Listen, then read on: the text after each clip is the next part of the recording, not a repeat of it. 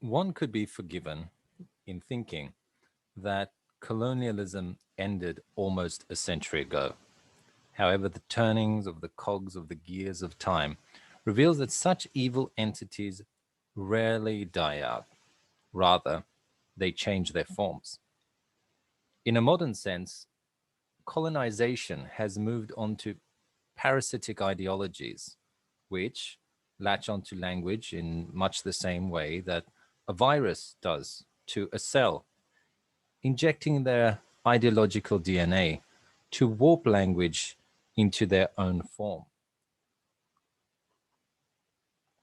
This redefinition of language and the reconstruction of language into an approved form are vital in the process of making easily discernible falsehoods seem like facts and blatant propaganda seem like sweet whisperings of divine truth. In traditional colonialism, a minority gains control over a large populace within the host nation, state, or region for that fact. Linguistic colonialism is no different. In this context, an aggressive, usually highly vocal minority begins to dictate the taboo language to be used, or to, should I say, the taboo language to be avoided, and the approved language forms which should be taught and be used.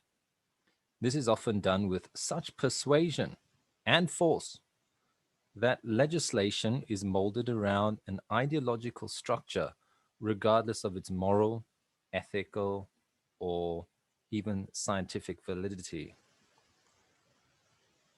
As in the traditional forms of colonialism, which impose harsh penalties on those deemed ignorant savages, linguistic colonialism also brands as ignorant savages all those that will not be swayed to join the hive mind and who troublesomely persist in wrong speak.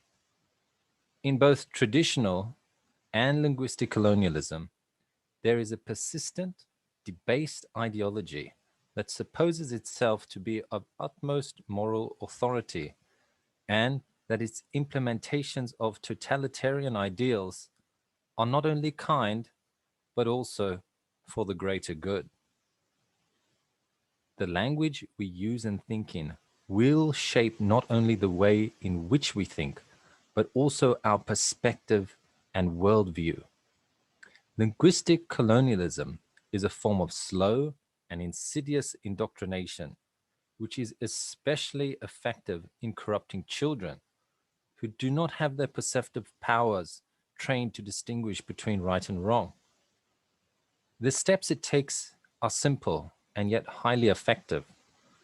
And what are those steps? Well, step one, divide and conquer. Redefine the meanings and usage of words and shun not only the original use, but also those who would use it in such a manner. Redefinition prevents reflection on past realities, and in a way, it inhibits orientation within the real world by making the individual unable to anchor themselves by means of clear definitions.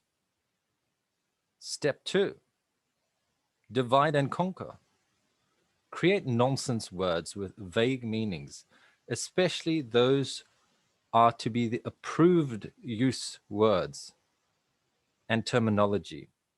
As this right speak, which you then create out of nowhere.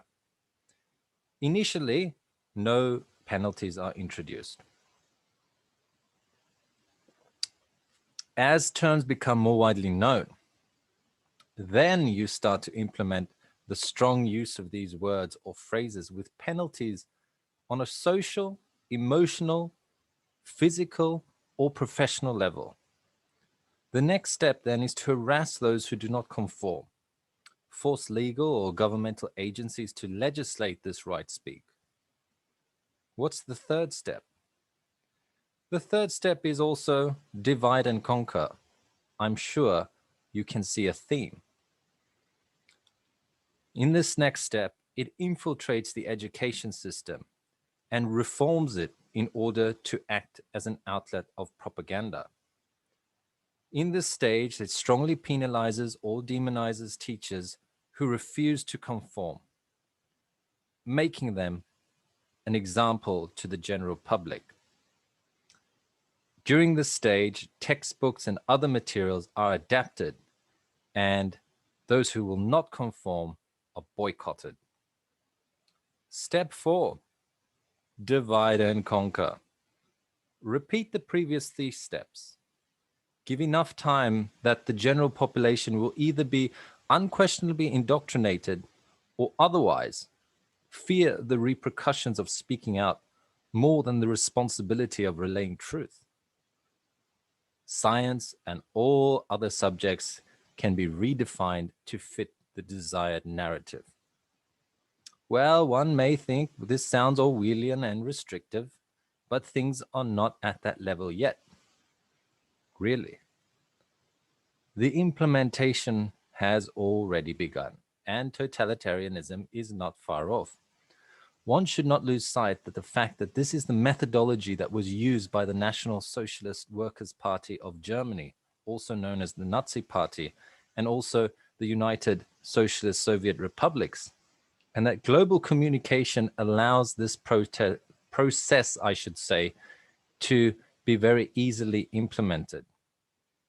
Currently, hate speech laws are being augmented to include labeling scientific facts as taboo, as well as imposing on others the freedom of conscience by demanding compelled speech under legal ramifications.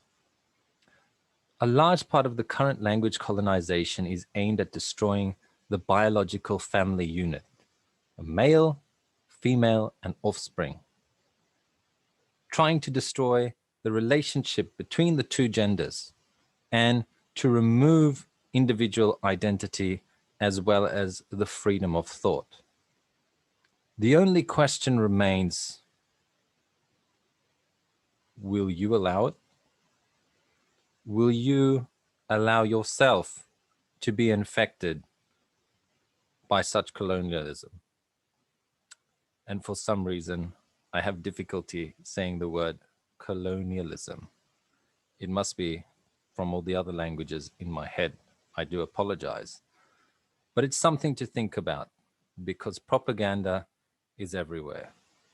And if you think you're not affected, that probably means that you are.